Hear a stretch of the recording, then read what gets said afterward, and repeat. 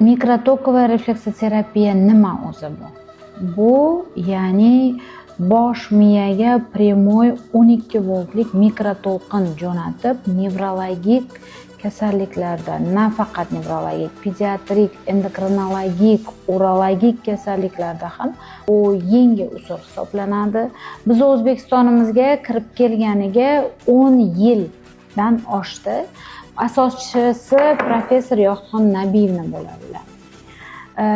Bu mikroto'lqin o'zi asli 32 yildan beri Samara, ya'ni Rossiya Federatsiyasida keng qo'llanib, butun dunyoga tarqatilgan. Hozirgi kunda 10 yil undan ortiq vaqt ichida 10 mingtadan ortiq bolajonlarimizga yordam berib, sog'lom jamiyatga qo'shib, biz katta hissa qo'shib kelyapmiz.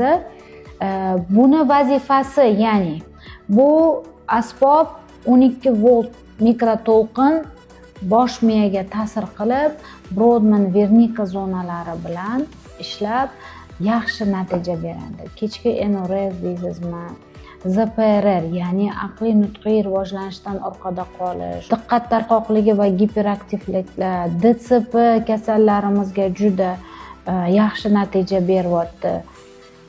Bu yagona bizni Reacenter Toshkent butun viloyatda o'z filiallarini ochib, faoliyatini olib boryapti.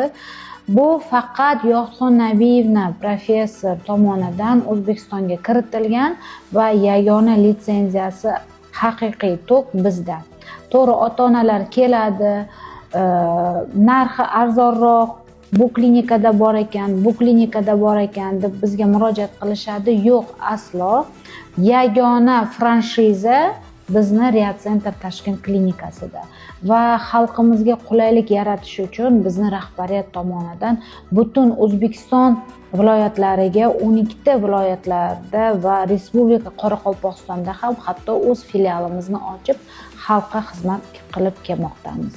Bemalol murojaat qilib, har qanday nevrologik deysizmi, bo'y o'smaslik, endokrinologik, har qanday kasalliklarda, urologik kasalliklarda ham keng qo'llanib, yaxshi natijalarga erishib kelyapmiz. Murojaat qilinglar, qo'limizdan kelguncha yordam berishga tayyormiz.